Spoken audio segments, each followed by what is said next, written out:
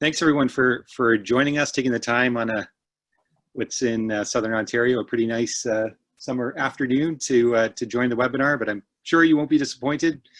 We've got an excellent presentation today from one of Canada's top wildfire scientists.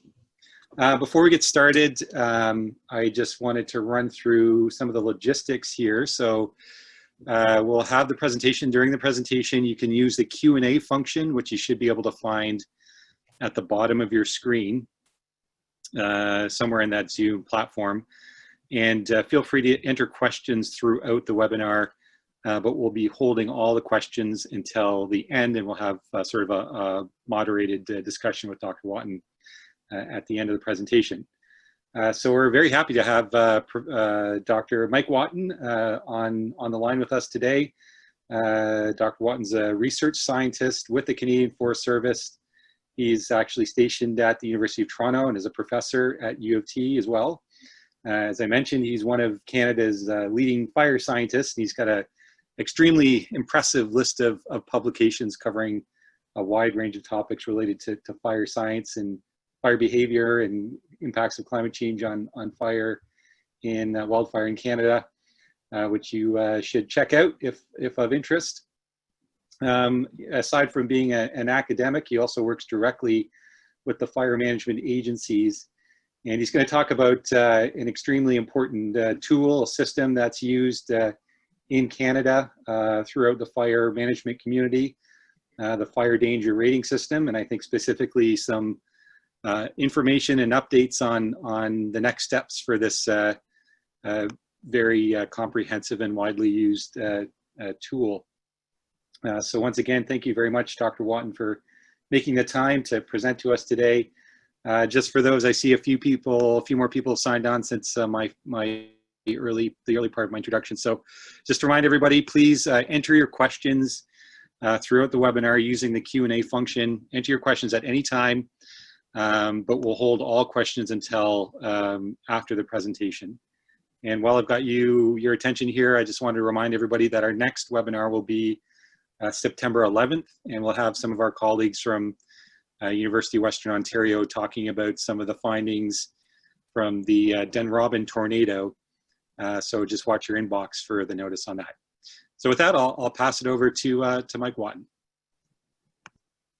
Thanks, Dan. I appreciate that intro and that notification on your next Friday Forum. That sounds really interesting. So I will have to try to be on for that one as well.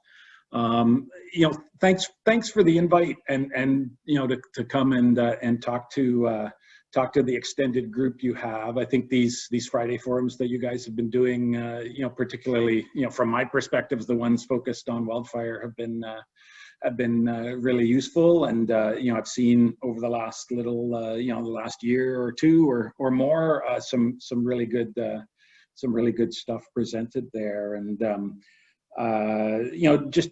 for the general background, I mean,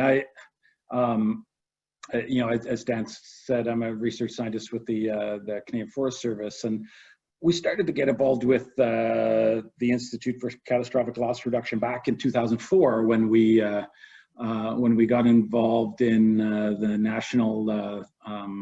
national fire strategy work, which was a provincial and federal about a year and a half of work focused on thinking about how the fire management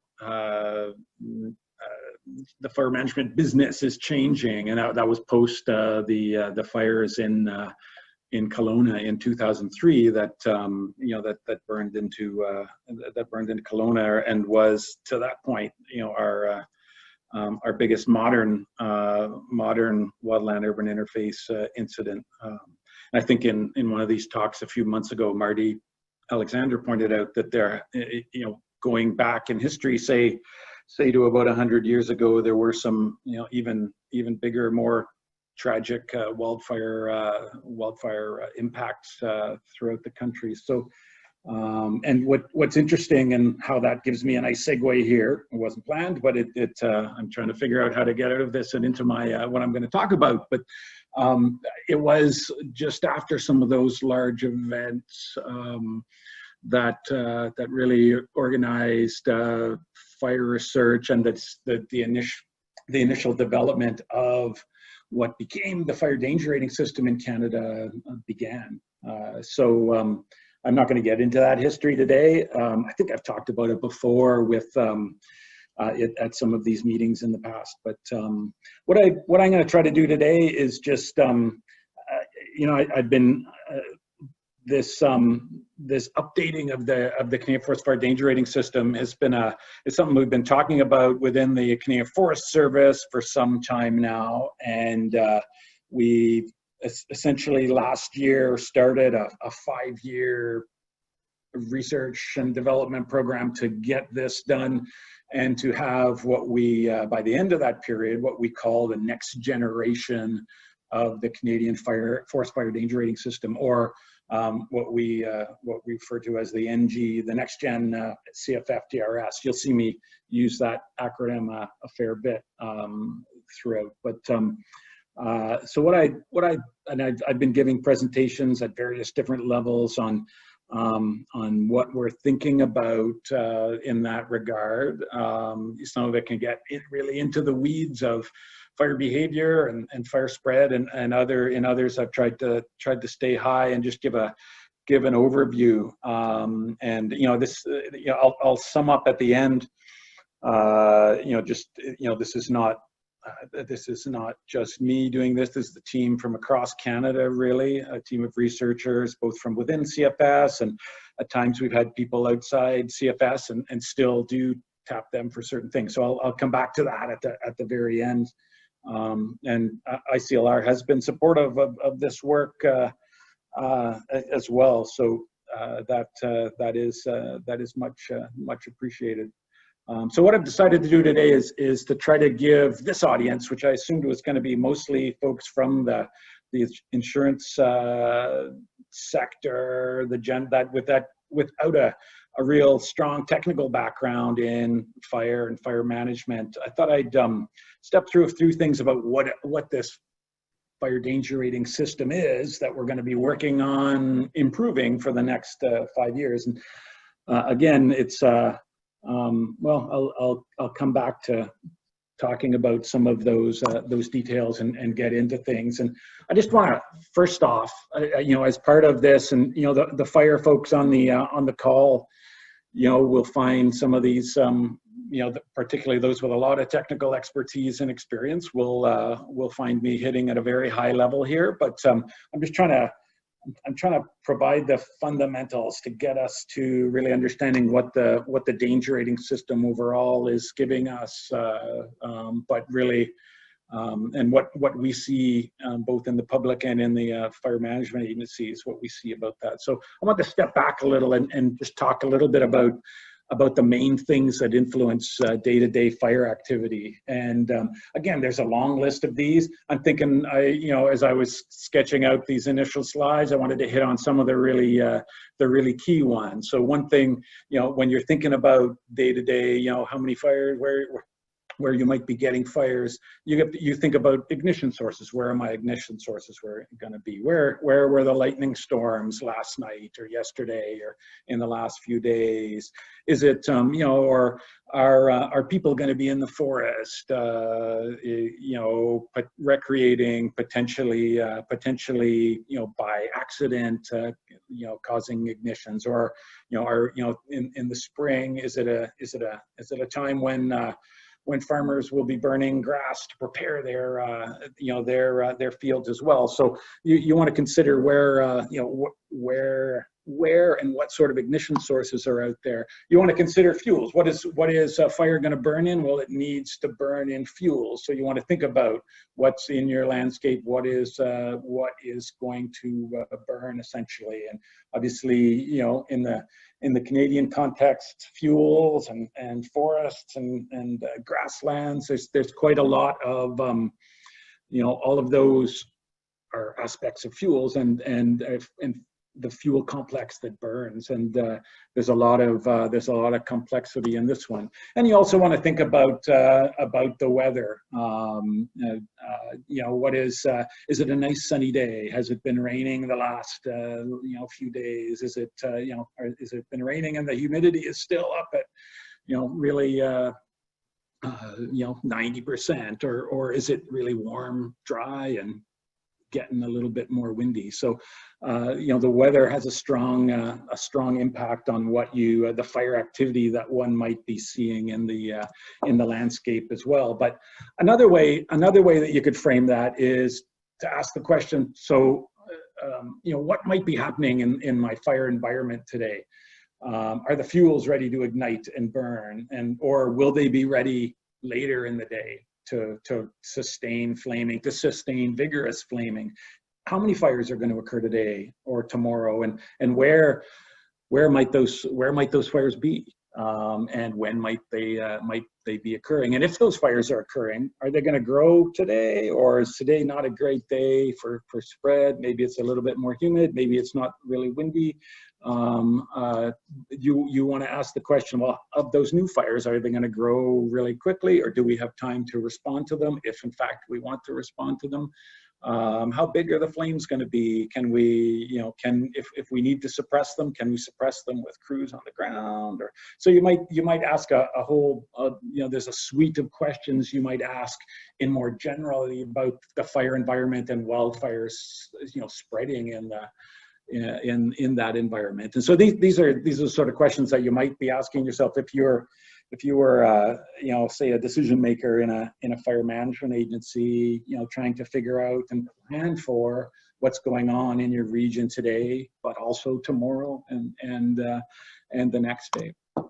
So I want to jump out and give you after that sort of general intro there, a couple definitions. So this talk, as the title says, is about the Canadian Forest Fire Danger Rating System. And so this is a system that houses dozens of interconnected models and methods to integrate weather and forest fuels into information that helps inform decision makers or researchers, for that matter, about different aspects about the fire environment. And so, essentially what we've tried to do in Canada is house a lot of the important fire science that's been done over the last 80 or 90 years, really, in a system that allows a systematic assessment of the fire environment and different aspects of the fire environment. So I'm talking about this forest fire danger rating system. So and I've given you a couple of definitions here that you can read on screen here. I'm just going to talk a little bit about the last one. What is fire danger? That's a bit of a jargony fire term. So I wanted to throw that one up there for you. And the fire danger rating and the system that I'm talking about is this systematic way of evaluating fire danger. When I talk about the fire environment, I'm talking about the conditions out in the Canadian landscape where fires might or are occurring. So thinking about things like the topography, the fuel complex, so forest fuels, grassland fuels, things that burn, and also fire weather and how all of those influence fire behavior. And that is not just fire behavior of fires that are out there spreading right now, but also potential fire behavior for, as I talked about, those ignitions that might occur today. So for most of the public, the vast majority of the public, this is the piece of the forest fire danger rating system that we're all familiar with, that we see in outside of parks, outside of forested areas, it is pretty standard. As you saw from my first slide, sometimes the look of this fire danger indicator varies, but it's using the thing that is setting the danger indicator is this Canadian Forest Fire Danger Rating System. And one typically sees this in this roadside sign, or perhaps on a map on the weather network, which comes from essentially the Canadian the CFS's Canadian Wildland Fire Information System. And I'll show you some maps from that a little bit later. They're the national maps that you see when you see maps of fire danger on say the news or in the weather network. The thing is, though, that danger rating sign that we're all familiar with is one small aspect of what we call the fire weather index system, which is this top box here of the overall Canadian Forest Fire Danger Rating System. The danger rating system itself is made up of other subsystems, not just the fire weather index system. And I'll talk a little bit about the two most major of these systems today, just to give you a bit of background and and be alluding to some of the changes that we're making in these systems coming up. So the fire danger sign that you're used to seeing is really the last element of this fire weather index system. And I often explain this when I'm teaching my fire course at U of T. I often explain this in an introductory way to folks who haven't seen fire before. Here's your roadside sign, but behind that sign are a number of different levels and a number of different indicators that tell you different things about the different and specific things about the fire business, essentially, and fire activity in general. So that roadside sign is a categorization of what we call the fire weather index, which is a numerical indicator that goes from 0 up. It's fairly open-ended, but it goes up to 40 or 50 when it's really extreme. And it can go higher, but typically, those are real extreme periods. Behind that, and what makes up the FWI system is a combination of what we call the initial spread index over on the left here, which tells you something about the expected rate of spread of a fire generally on the landscape, and the buildup index, which tells you how much fuel is available to burn. Behind those themselves are what we refer to as our moisture indicators. So these are telling us about how receptive different fuels in the forest are to ignition, and these represent very different fuel layers, and that I'm not going to talk about in detail here, but they represent really important fuel layers in the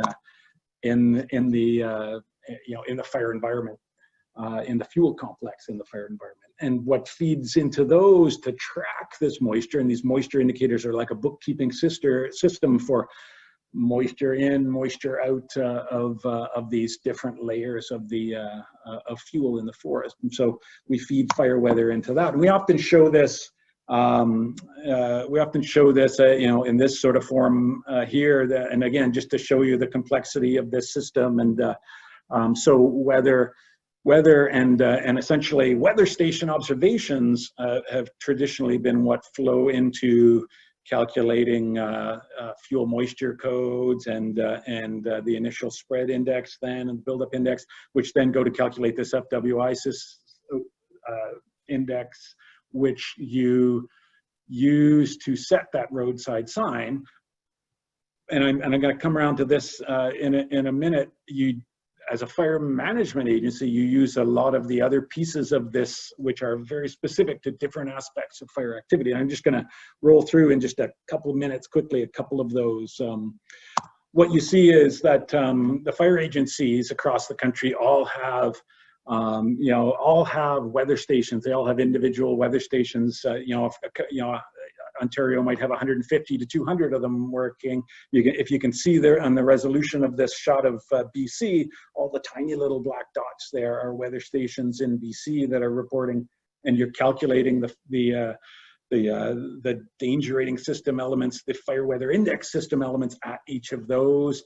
Many agencies then interpolate those indices across their landscape and look at where things are where things are, where things are really extreme, where hazard might be a little lower. Here's Quebec. I downloaded this. These are maps from last night as well. So they're yesterday's fire danger, just to give you a bit of currency in these. I wanted to show Quebec's just because it's, we're going from the west to the east of the country here, but also, ultimately fire managers are using the FWI system and each of its elements that I just showed you to make general assessments of fire activity, typically in a region, and you can interpolate that in a lot of spatial detail across your landscape, and it can be very useful to do that. But ultimately at the day-to-day level, when you're sitting in a response center thinking about some aspects of planning and preparedness, you're thinking about your region overall. Do I need to move resources from here to there, or where am I, where do I, and you have certain spots where you can pre-position resources as well. So you might think about it more on a district level. And so you see some of these district levels in Quebec here. And while Quebec has a great weather station network as well, what the SOPFO here is doing, and I took this from their site last night as well. There's not a date on this one, but they're summarizing these up by region here. So so nationally, my organization pulls together weather station observations, both from Environment Canada, but also from the fire agencies, and creates these national maps as well. So the agencies, can see the national picture, so we can see the national picture, and other people who are interested in larger scale what's going on in the country as a whole can see the larger national picture. Well, BC might do their planning from their own information system, but feed up their weather station observations into this national mapping system. So here you see this map of fire danger, from yesterday. So you can see where some potential areas, of extreme. You can see an area of northwestern Ontario there. You can see, there's a nice big red blob in the prairies here. You have to remember that there's a lot of green grassland, irrigated agricultural land there. So that's not being screened out of this particular map. One of the interesting things that people seem to worry about at times with this map is how sometimes at the borders of the provinces the colors change. Yes, and this just by happenstance last night is a good example of this, say between Manitoba and Northwestern Ontario.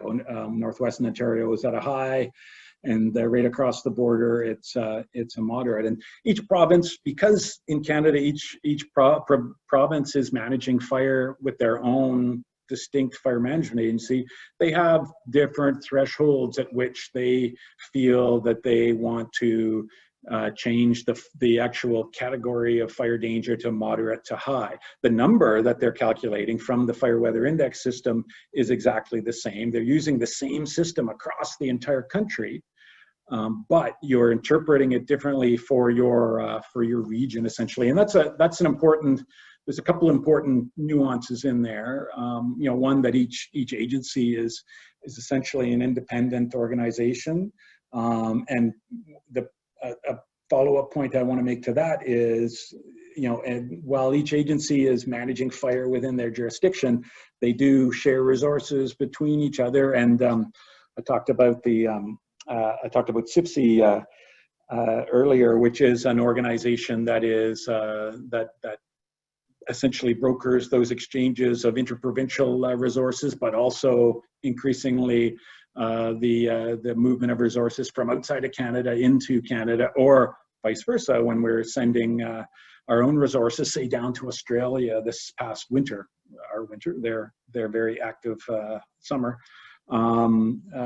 CIFFC and agreements that CIFFC and parts of the federal government have set up will they've set up agreements to make these exchanges happen fairly quickly. So that all just as a bit of a digression. We have this national map that really is this map of like I said before, this final overall danger rating index, the same thing that you would see by the side of the road, essentially. If you are a fire manager, though, you might care about, well, I'm more interested in, am I going to be getting, it's lightning season right now, it's lightning fire season right now at this time of year, am I going to be getting some ignition? So, and you know, in particular, because, you know, lightning fire in this part of the world at least starts when storms go over.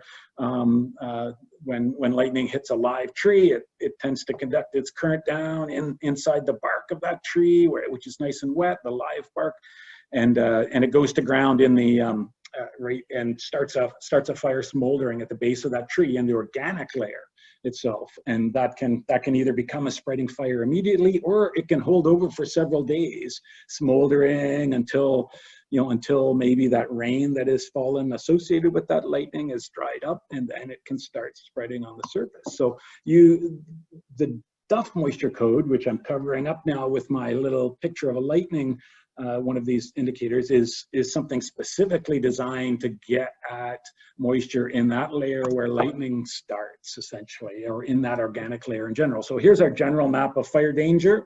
If we drill down on that same site to, here's a map of what the Duff moisture code is saying, and you can see it's a little bit different. So if I were worried about where lightning fires might be happening, I'm not as worried about, you know, maybe right today. Things change quickly in the fire business day to day, but today I'm not too worried about Eastern Ontario or maybe Western Quebec. You know, one still, if you got a lot of lightning, might start to get fires there. But you know, I'm looking at areas where these numbers are elevated and seeing ignition potential there, if in fact I'm getting lightning through them. Similarly, if I were interested in human-caused fires, this fine fuel moisture code element, this first of these moisture indicators, is designed and tracks ignition in you know, from human sources fairly well. So here again is our map of danger.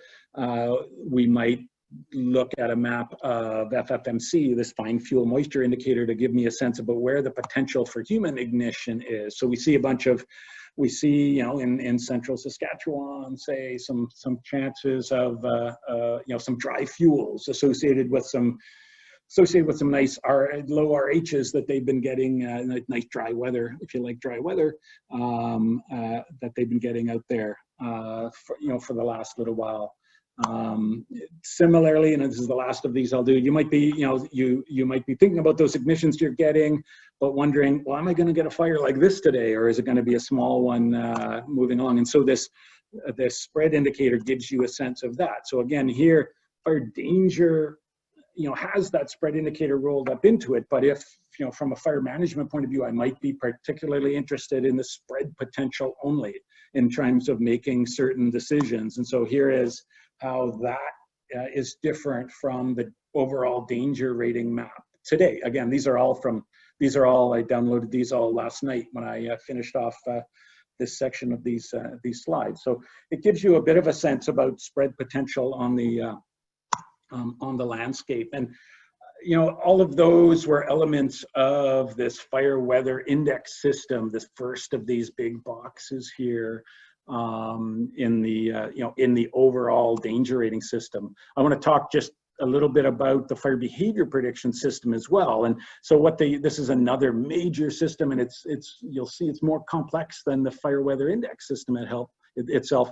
What it is it's the FBP system lets you be more specific about the prediction of fire behavior. How fast will a fire spread? How far is it going to go today? Is it going to go 2 kilometers, or is it going to go 20 kilometers? Those are big differences. You know, is my fire going to be like this one on the left, or is it going to be like this one on the right? The fire behavior prediction system lets us say some quantitative things about this and give outputs in actual, you know, kilometers of hour of spread, or kilometers of travel, or this, you know, the intensity of the direct intensity of flaming. So that system, I throw this slide up, we're not going to get into describing it. You know, one can take, you know, week or 2 week long courses about it to try to learn how to become an operational fire behavior analyst. But what it does is, you can see on the top left here, it integrates fuel types, so different types of forest with these indicators that we just talked about from both the weather and the fire weather index system, as well as things like topography, and gives you outputs like the spread rate of a fire, how intensive is a fire going to be? Is it going to be a small little fire that doesn't send flames up above the canopy, or is it going to be a big crown fire like we just saw in that last picture? So the challenge in that is that here's the national picture of our very simple 16 category fuel system for across Canada. It's a complex fuel system. It's a complex map that you can see right now when you're looking at it at this national scale. And so here, what I want to show is, here is the fire weather index. We've looked at this. I've shown you this slide probably about 4 times already. What this fire weather index, this is the thing that sets the roadside sign. What this is a scaled indicator in a unitless form in the FWI system of fire intensity, which you think about fire intensity, like how big the flames are. And so using the fuel type, we can calculate directly that fire intensity on this landscape as well. And there's a couple things to see. You see that those red areas that were in the prairies, and what I said, I said, well, don't worry too much about that. There's lots of irrigated agricultural land in that area. You see they get removed from this sort of a map because the fuels to spread in aren't there. But what you see is a lot more of a complex, messy, noisy map, essentially, that you have to interpret on this big scale. And so this is one of the values of having the FWI system, and which gives you these nicer, smoother maps. That the FWI system assumes a standard sort of generic fuel type for across the country, essentially a pine stand. And that lets you create these smooth maps like you saw before. This you see a lot more of the nuance of where fuels are in the country and what's happening. What it does let you do, though, if you again were trying to help make decisions, that sort of thing, it lets you see some areas where the intensity is getting really high. And what I've circled in red here are places where ground crews, if you in fact want to suppress the fire in that area and not let it burn and play its natural role, and there's lots of areas in the country where we want to suppress all the fires that are happening because they're near values. Other folks have talked about that in the past here. But in these categories I've circled in red here, these are categories where you're going to need air support for the most part. I mean, these aren't hard and fast rules, but you're going to start to need big air tankers dropping water, and then having crews try to work. And once it gets up into the yellow and the orange sections there, you're starting to even lose the impact of those big heavy air tankers directly on a head fire. Those big heavy tankers might be able to work on the sides or the back of the fire, but they're not going to have a whole lot of impact on fires that are up, at above 10,000, 20,000, kilowatts a meter. That is a lot of intensity. So you can, and I've talked about that at a previous ICLR meeting. Talked about these thresholds that we use. So as a fire manager, it lets you give a bit of a sense about what resources you might need. There's nothing in the CFFDRS system that is saying, well, you should use this particular resource for this. It's not prescriptive in telling any fire manager what they might or might not, or what they should or shouldn't use. It's giving one a sense of the fire environment. So a fire manager, today or yesterday can look at this map and go, okay, well, we might start to have some challenges to fires that are actively spreading in that area northwest of Lake Nipigon today. But again, it's a tool to help you to help inform decision makers, not to prescribe exactly what should be done or shouldn't be done. This is why I try to emphasize over and over again that what we're trying to do with the danger rating system is provide a characterization of the fire environment, how fire might occur, how fire might spread, so that different stakeholders who need that information can use that information for their own purposes, essentially. So I want to segue out of giving that that bit of background here, just so that you can, and I think that was important, or I felt that was going to be important, just so that you can understand why we would, why we're worried about changing some of the system here. So one of the things about the danger rating system is it is used across the entire country. It's used in a few other countries around the world too. And I often include that part in one of these talks, but we've left that out. It's used to help inform decision-making about fire management in a number of different places. But across the country, it is like the primary source of what I would call fire intelligence to flow into that daily decision-making process. And part of the reason we spend a lot of time thinking about this as we are working on this next generation of the system, because there is a long legacy of this system working really well. The early parts, the first generations of the system were rolled out in the 1930s, essentially. And we are right now at about the 5th generation of the system to have evolved. It is an evolving process and not just we're totally changing the system here. So we think a lot about that legacy. And what has made that successful, what makes the system nationally used. And part of it is it's based on this observation and measurement of the really important processes that govern fire activity and in the field, essentially. So decades, really since the 1930s onward, of extensive field-based campaigns. That data tied into what we call these modular, physically logical models of the fire process that are ultimately calibrated up using those observations that I talked about in that first point.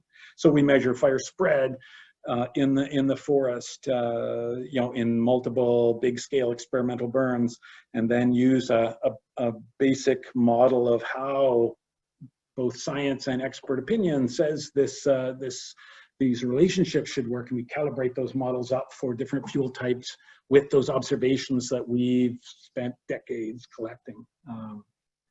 And the final element there is this creation of simple interpretive tools to help use the system, which used to be exclusively sets of tables and simple charts that really gave you a whole pile of information very quickly.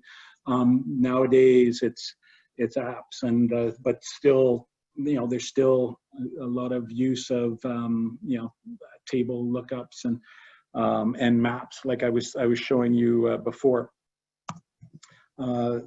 But with this, with some of the changes in the environment, there is a modernization needed for the danger rating system. And we've been talking about this since about 2010 in our fire danger rating and Canadian Fire Danger Rating Group. But some of these are simple issues.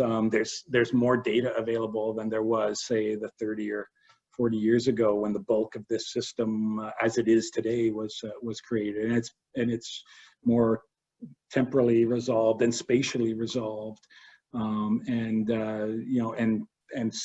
temporally resolved into forecasts into the future as well. So, some of that information can be used in the system right now. Some of it can be used with ad hoc type approaches. We're trying to lay out a more formal way of using all of this new information that's available to users. And there's remotely sensed observation, both from satellite, but also from fixed wing platforms, LiDAR, greenness observations, the LiDAR observations that can get at really detailed fuel structure. There's the potential for real-time measurement and reporting of fuel and weather in the forest itself. So there's a lot of new, there's some simple, obvious things that, is part of the information revolution. There's also been, over the last several decades, ongoing advances in fire science. Wildfire science has probably never been as active worldwide as it is today. There are some more complex issues as well. In these ICLR forums, we've talked a lot about climate change and its impact on fire activity. We use the CFFDRS to make those projections because the CFFDRS captures those linkages between weather and climate and fire activity really well. The danger rating system as it is right now has been in use, for decades really, and been unchanged for decades. That's the point I want to make here. It works well, and it's being used every day of the fire season right now. But some of the challenges in the fire management world are changing. There's growing wildland-urban interface, so we talk about that a lot at these ICLR forums. And the need for community risk reduction and understanding what changes, what forest management or what sort of treatments might influence a change in risk. But there's changing fuels, mountain pine beetles, for instance, in BC, and climate change is another major one as well. And so there's lots of more complicated challenges that fire management agencies are faced with that we are trying to again update the system, not just because it's been 40 years or so in use and not really significantly updated for 30 or 40 years, but because of these increased challenges. So what we've done, and I talked about we started talking about this quite some time ago, but formally after the announcement of the federal emergency management strategy last year's budget, we started a 5-year program, and now we have about 4 years left where we are formally saying, well, here, we're going to at the end of this have this next generation, this next evolutionary step of the danger rating system, and try to address some of these problems that or some of these issues, some of these enhanced flexibility issues that the fire managers have been coming to us saying they really like these sorts of changes or this sort of functionality. So this is a work in progress. You can see the elements of the original danger rating system diagram that I showed you a few times earlier. The fire weather index system is still here. The FBP system that I talked about is still here. This fire occurrence prediction system that I didn't talk about is still here. The moisture system is in a different place, but it's still here. The inputs, which are weather and other things, are still all here. But what we're doing is refining different elements of each of these systems, and we're in the process of writing a fairly detailed document where we outline sort of our vision for this. This is, even this diagram has changed within the last few weeks before I pulled this slide out of an earlier draft. So it's slightly tweaked in the version that we've just created as well. But I just want to talk a little bit about that because my focus was on the non-fire technical audience here, and talk about what we're aiming to do with this next generation program. And I want to emphasize we are at the start. We're not at the start. We've had a lot of progress in terms of some of the science behind this, but in this terms of really fleshing out this system, and we are at the start of documenting this and putting a lot of the finishing touches on a lot of the modeling that we've been doing over the last decade, with some enhanced investment in funding in this general area. So this program is going to focus on new input drivers. One of these ones is fuels and newer ways to characterize forest fuels. I talked a lot about that in this CFFC talk. I had a link on that on the last slide. I'll point it out again. At the end of April, which was more focused on fuels and the fire behavior system, because this is an important concept that we want to start to communicate, but also on these core components of the FWI or of the CFFDRS overall. So the fire weather index system, fuel moisture models. So there's a broader suite of fuel moisture models, a enhanced flexibility of our fire behavior models, and I'll show you an example of that coming up. And also thinking about the direct links to fire growth modeling and smoke emissions modeling and things like that.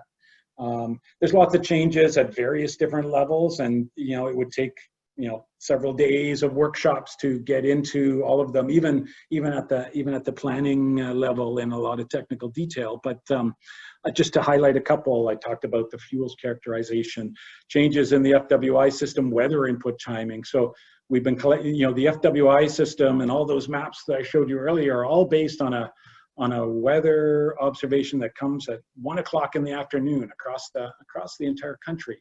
And it's been like that since the late 1930s, really.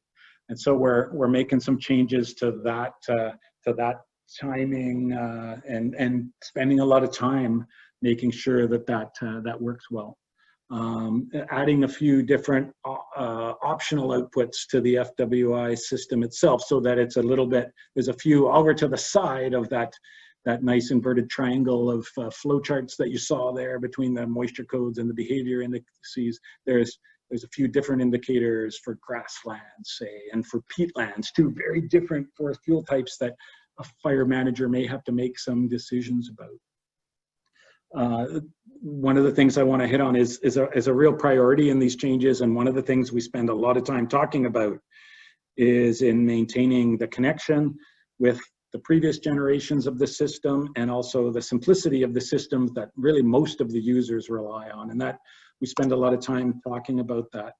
I want to, we don't have time to get into a lot of detail, and the detail quickly gets down into technical changes, and we are at the start of this, and maybe we can do an annual or update on where changes with the elements of the danger rating system are. One of the ones that we're hoping to be done with first and have rolled out, at least in a prototype, is the FWI system overall. And so that's where we're hopefully this fall going to start testing some mapping in a couple different provincial jurisdictions where we have data, just to see what the new system looks like in terms of those maps that we were looking at earlier. Down at the bottom here is this link to a more detailed talk that I did with the Canadian Interagency Forest Fire Center, and Maria Sharp is the leader of the fire science group within that, and she organized that talk from at the end of April, and I posted this link to their Adobe Connect site. I hope that's all right, because I couldn't find it online. So just a note to Glenn and Dan that maybe I'll get in trouble for that, and we'll have to blur that one out. But we'll double check with Maria on that. But I wanted to give an example just about the fire behavior prediction system, just as I wrap this up, just to show a little bit of specifics, and that I think are going to be of interest to the ICLR group and some of these previous talks that we've had on community protection and how one might treat fuels around communities, that sort of thing. And so this is just some output from a prototype version of the newer generation of FBP system models, and I'll just go through them really quickly. So here's a standard conifer stand, like you might find in Alberta, say, a really low, the branches go down near to the ground. One of the fuels management treatments one talks about is thinning that stand, so raising the branches, cutting the lower branches off so that you need bigger flames before you can get really big, intense crowning happening. So here is, ignore the dotted line here. The dotted line is, in this particular diagram, the smooth dotted line is how our old FBP system in this particular forest type would work.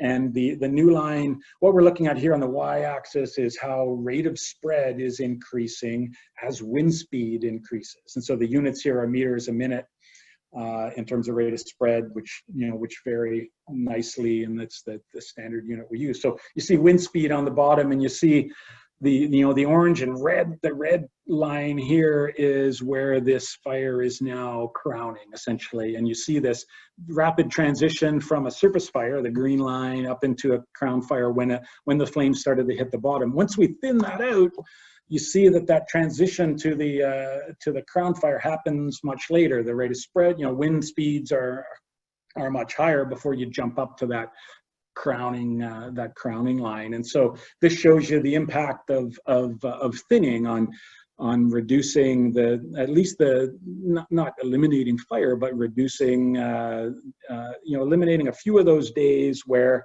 you don't quite have the winds to support crowning in that stand anymore. Here's another one though. Let's take that same last stand and let's thin it down a fair bit. And this is a pretty radical thinning, I admit. I'm trying to demonstrate a point here. Let's take out 2/3 of the stems, and this is a standard sort of treatment as well on various different scales, not necessarily removing 2/3 of the stems. But so here's that same line that we were looking at earlier, where we see the surface fire, the green line along the bottom, increasing slowly as wind speed increases, the rate of spread is increasing slowly, and then a rapid transition once you get into the crowns, and once that flame comes out over the top of the crowns and can see the much higher wind above the canopy, the fire starts moving a lot faster. So here, this is showing a very quick transition between the two.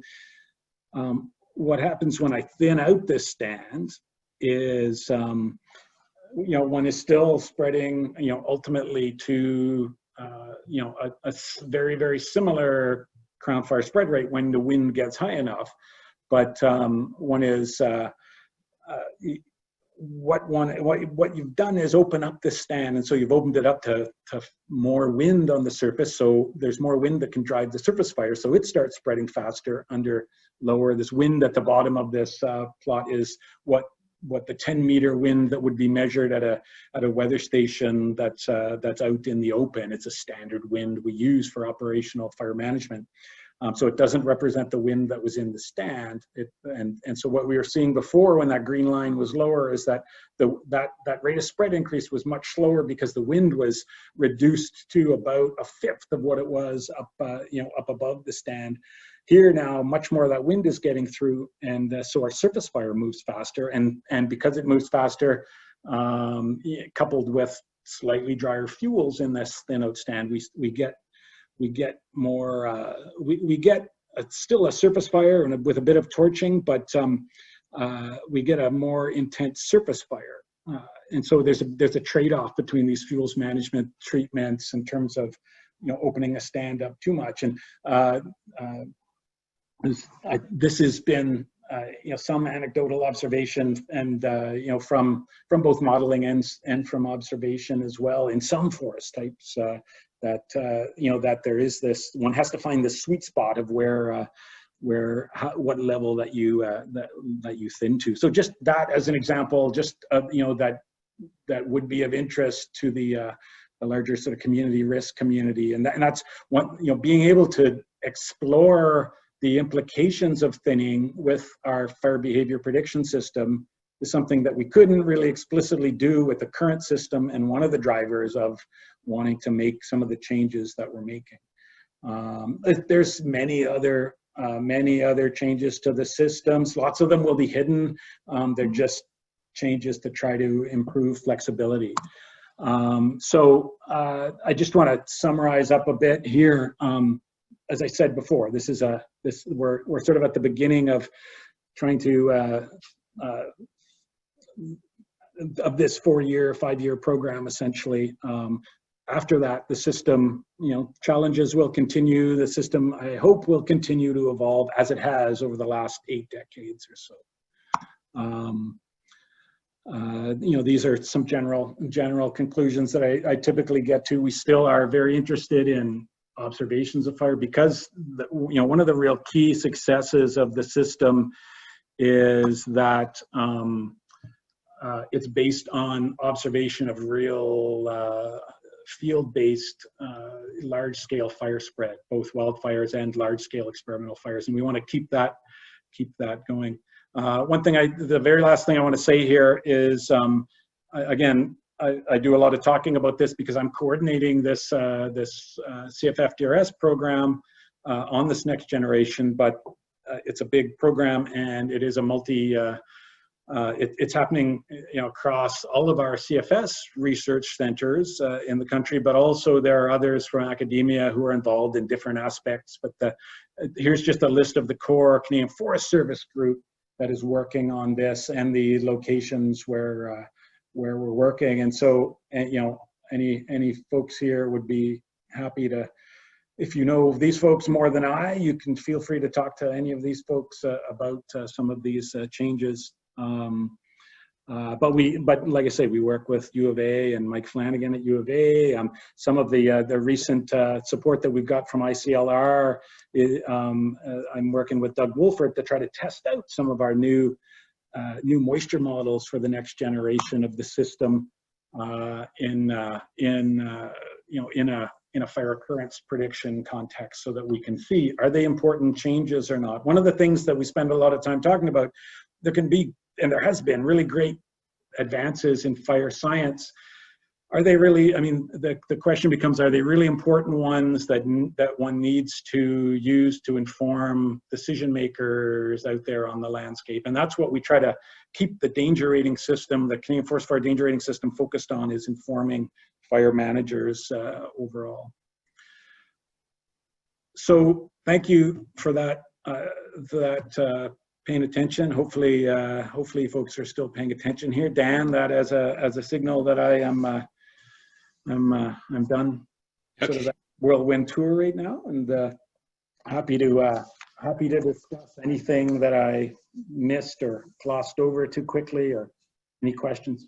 Sure. Great. No, excellent presentation. And we've got a pretty good crowd here, about 50 people on the line. So just a reminder, if you want to ask a question, please use the Q&A function that you can find in the Zoom platform, and enter them at any time. Just while people are thinking about some questions, I've got a few coming in here. But one, I guess, general question is how the fire management agencies sort of use this information to mobilize. So you had a map earlier of the province of Quebec and sort of the recent fire danger rating outputs. And you've got, regions throughout Quebec, some low fire danger rating, some high. So in general, would the fire management agencies be looking at this day to day and be moving equipment around, planes and personnel and that sort of thing, to these regions where there's potential for fire occurrence or for severe fire? Are they sort of moving things around day to day? Is that a typical way that they would use this information? Yeah, absolutely, Dan. And that, as we were looking at those maps, I mean, the thing is, those general maps that are giving you a sense about in your region, what's my fire potential today, that FWI system itself is running simply off of that noon observation of weather, essentially. So you can, and each of the agencies do this, they also have their forecasters project out the next 2 to 5 days of weather, specific to the province, and specific to fire weather. And so they have a sense of how things are going to be, how those outputs of the fire weather index system, say, right now, a great way to talk about them is, say, how the DMCs are changing, right? And I said those are really strongly linked to lightning ignition. So you might see areas of growing dryness of that Duff moisture code map, and so start to think about, okay, well, and I'm getting some storms, coming through there, or I have some lightning. I might have fires holding over in that area. I might, over the next few days, they might be arriving. If I don't have the resources that I think I need in that, say, section of the province, you might move them around. You might move an air tanker, water bomber from one side of the, one that's based at some location across the province to another.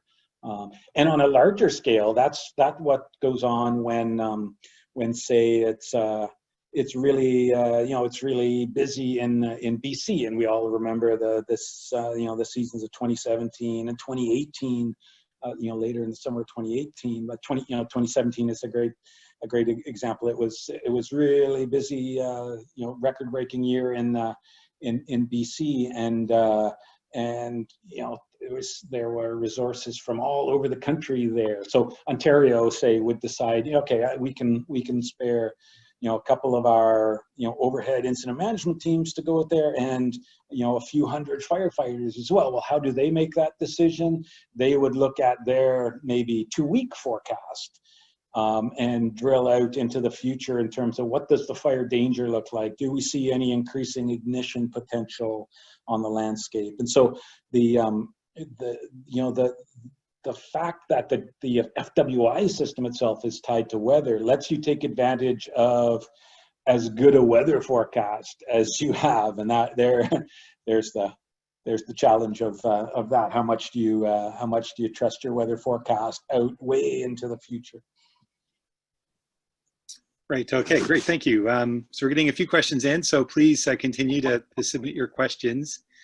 One other one, actually. So you mentioned in some of your slides here the important impact of fuel, of course, on fire. So when you had your fire sort of weather index, and when you incorporate the fuels, it really changes the picture in terms of fire danger. And so you had regions like Southern Ontario and Southern Prairies where the picture really changes when you incorporate fuel. And then you were also talking about some of the potential updates that might incorporate fuel modification, thinning and pruning of stands.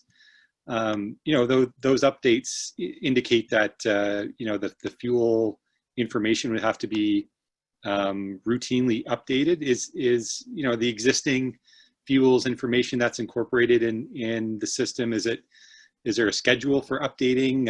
Is there a plan to update it more frequently and take sort of the finer geographic scale information into account? Yes. It's a long answer. I will try not to make it a long answer, Dan. But yeah, I mean that is the plan. Again, one of the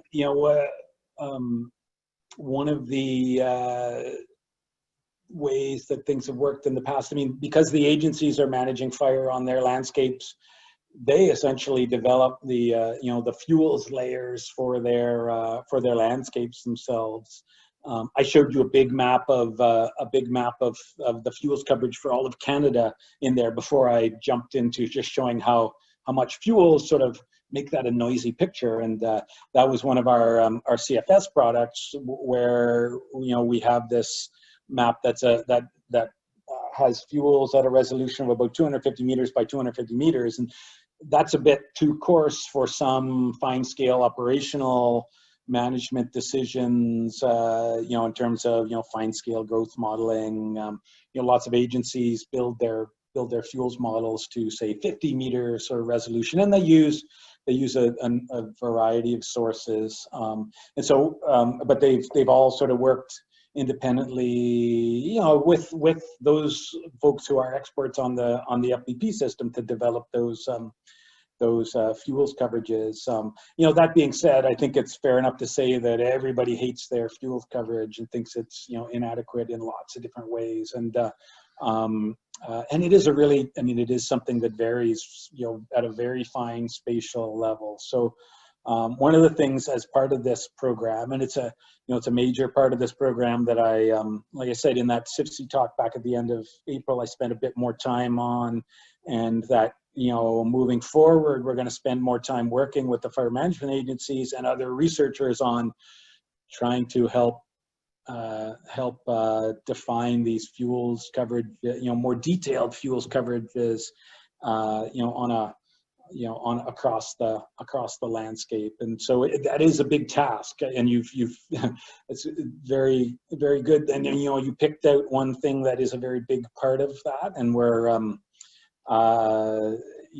spending a lot of time on the linkages between those fuels elements, those aspects of the fuel complex that we need to drive the fire behavior models, but also not just trying to throw all the users to the winds to say, yeah, we will help with figuring out how do you come up with these attributes as well, and how do you do this sort of fine scale mapping across your landscapes. There's lots of really interesting technologies like high resolution LiDAR now, and other enhanced force resource inventory information that can let you get at some of this information. But so I think that's a big part of this 5-year program, sort of aside from some of the core pieces on the the fire behavior prediction changes or the FWI system changes is trying to understand the, the fuel side. And it is that complexity that where I I'd like to emphasize the FWI system and its, single fuel type, and how it gives you these nice sort of smoother general indicators of fire intensity, spread potential on the landscape, without being bogged down by the noise of fuels. That's something that we wanted to retain in the system because of the different scales of decision making that the users engage in. Right. Okay. Always many players involved and very complex. Yeah. Interesting. So we got a number of questions from our attendees here. Some of them are somewhat technical, and those I'll just read out to you directly. There's one question here from Franco asking how attendees can grab the recording. So the plan is to post a recording of the webinar on ICLR's YouTube channel.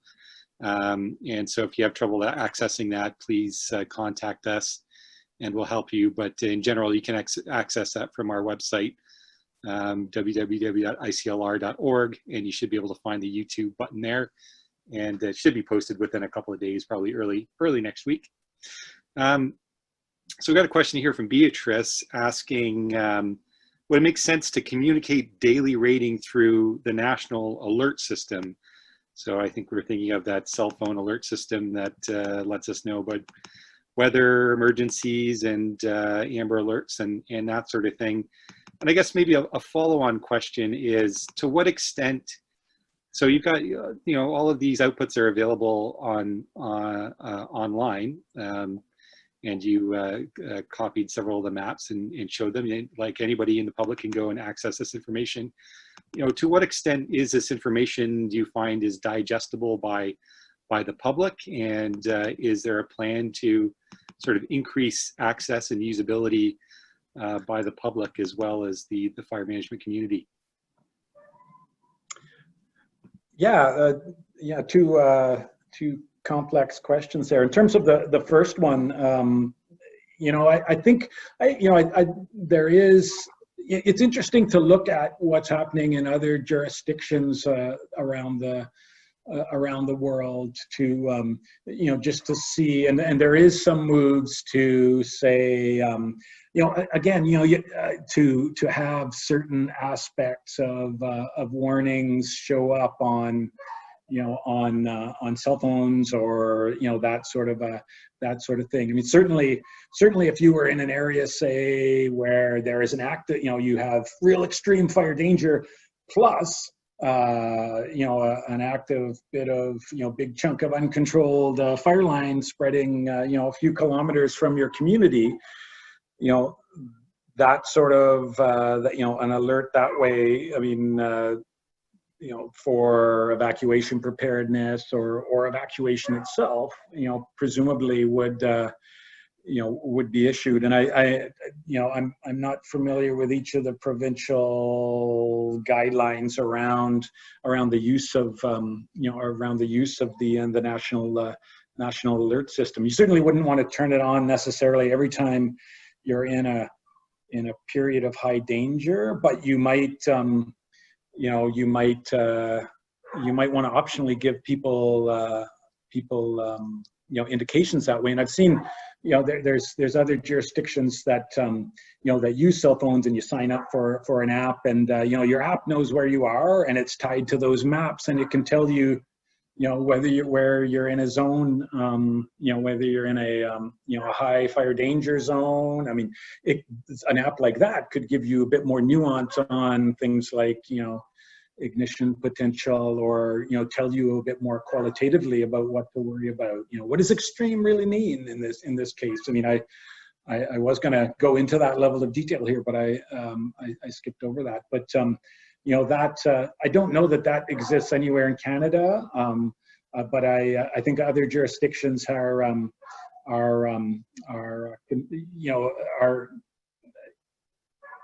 testing out the implementation of that sort of thing. And it wouldn't, from a technological point of view, it would be very easy to have your, geolocated cell phone reading, one of these maps and telling you what sort of level of danger you're in. If you're, if you jump at that, or if you are somebody who wants to upload that sort of info, or that sort of an alert system. But yeah, I can't really answer the how much, from that policy point of view, at what point does it, would you flow, that sort of an alert into the national, fire alert system. I think, it would need to be that combination of real extreme spread potential and active fire right there on the landscape as well. Because the FWI system is telling you about potential. If you, and not necessarily that, there's an immediate danger. Dan, what was the second part of your, you had an even more nuanced follow up to that. Right. Well, I guess I think you've sort of answered it in a few ways here, but it was, the alert system is really something oriented directly to the public, kind of like, the fire danger rating signs that you have up on the screen right now, like taking just the most simple information that can be digested by the public quickly. So the first one was the use of that cell phone alert system, and the next one was, what are the, if there are plans to make the outputs of the fire danger rating system more accessible and usable by members of the public. Yeah, and that is a that would be a good discussion to have. I mean, it probably depends on how much the amount of information one needs depends on just how much I think the nuance of your decision making, I guess, even as a member of the public. So I included, and I like some of these the fire meter on the side of this. So it's still my title slide, but I like this one over on the far left here, because it's not just it's going even a step below low, moderate, high, and extreme, to just saying, hey, we've got a total fire ban. That means you can't have a fire, right? I mean, that's pretty easy. I mean, this is telling you about what you can and can't do, and I think that would be a very that sort of is obviously a very jurisdictional choice. So I think it would depend on each separate jurisdiction's decisions about how much information what sort of information do people want to have or need to have. Like I showed you, everything I showed in those maps today, and that was fairly high level, but that was all publicly available. You can drill into those. You could envision a website or a phone app where you get all of that information to your, for your locale as well. And you can really, but I mean, how you consume that, what you do with that information is another question, right? And again, not beyond me to answer that one. Right. Well, maybe a question for the social scientists at CFS.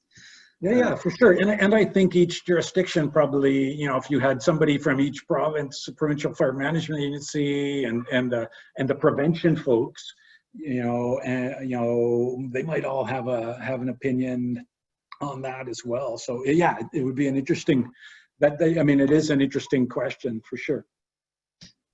Okay, great. So I'm going to read, I think, a more technical question from Oleg. The newly introduced fuel moisture system is designed to represent flammability of dead and live fuels. For live fuel, moisture content is only one of the important variables affecting flammability and resulting fire behavior. Changes in dry matter content and chemical composition are as important as changes in moisture content. Will this be accounted for in the new generation fire danger rating system?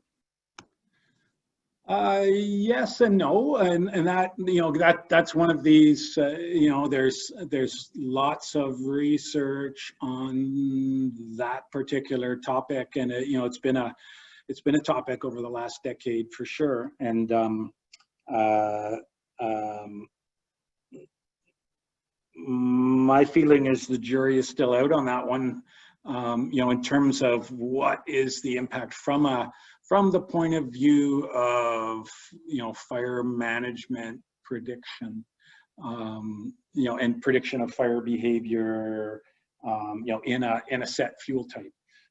So again, that's one of these things that we'll, you know, that we are, you know, talking about from time to time, but yeah, need things to crystallize a little bit more, because I haven't seen, I mean, I've read lots of that that research, and there's some, yeah, there's some quite interesting findings and some real confounded findings as well. And so that one's I mean, that's a good example. And you know, I talked about this a bit at the end, Dan, about you know, we spend a lot of time agonizing over, that's the best way to describe it, and you know, going around and around about what gets included and what doesn't in terms of this generation of the system, and wanting to be sure that we are, you know, that we are capturing, you know, not every aspect of things that influence fire behavior, but some of the ones that we can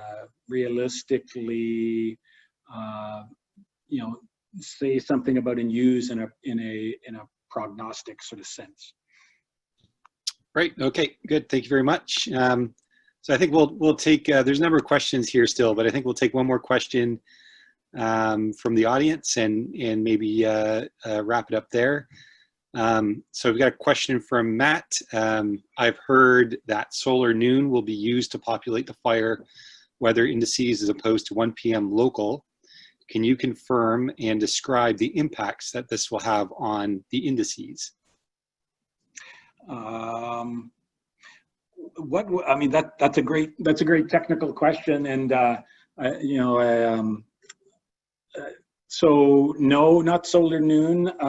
We will be using more max and mins of the day to try to define the diurnal temperature range, diurnal humidity range in a more coherent way, and have that more directly relate. So right now, again, you know, I talked about how the 1 p.m. observation, I often call that the noon observation as well, but I mean, just that 1 p.m. observation is what's used to make those maps. Again, this Matt will know this because he's asking the technical question, just for the larger audience. But what we, you know, that's around noon. The peak of burning is later in the day, maybe 4 or 5 o'clock in the afternoon, when you're getting, you know, more to, you know, the heat of the day, and the minimum in terms of the moisture in the air mass, you know, or the drying potential essentially of that air mass. So they've been correlated with time, and we use this noon reading to try to give an indication of what that late afternoon value will be. We will be more trying to derive that late afternoon value from an indication of the max min temperature. So, you know, for today, operationally, it will be a forecast of the max min temperature. This is the plan, which is sort of the way it works today, anyways, because you know, you do your planning in the morning with a forecast of what the noon temperature is going to be for your weather conditions, and that observation at 1 p.m. anyways is a forecast ultimately of what, you know, that the drying is happening. You've mostly got some, you know, your drying and your warmth of the day is established, so you know, you're pretty much on the track to dry for that day. So it gives you a forecast, even though it's an observation, of what the conditions are going to be like in the late afternoon at peak burn. So we're going to more use, it's going to be a max min temperature thing, and that is something that we're just laying out now. I skipped our weekly meeting on that to do this talk today, actually, but we're working on that and the implications. I mean, you know, your question, Matt, about implications is really important. And so we're looking at what the implications are, you know, from the interpretation of, you know, absolute values of the FFMC, that sort of thing. So that's one I hope we'll be rolling out some of our you know, the proposed changes to that within a couple provinces at least sometime soon. So look for another presentation on that sort of thing sometime in the near future if you're interested. Okay, great. Thanks again, Dr. Wotton, and thanks for taking the time and skipping your other meeting for our benefit. We appreciate your time. It was a great presentation, and all those terms in the on the CWFIS website to mean more to me now after your presentation. So we really appreciate your time.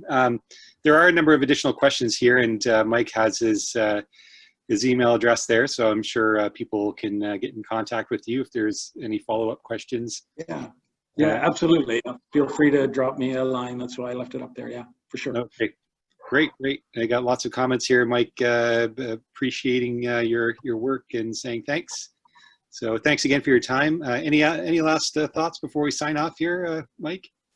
No, just to say again, thanks to you, Dan, and the group at ICLR for the chance to talk to this audience. I think it is, you know, again, you guys are helping to grow this wildland fire community through you know, through your work. So I think these are important.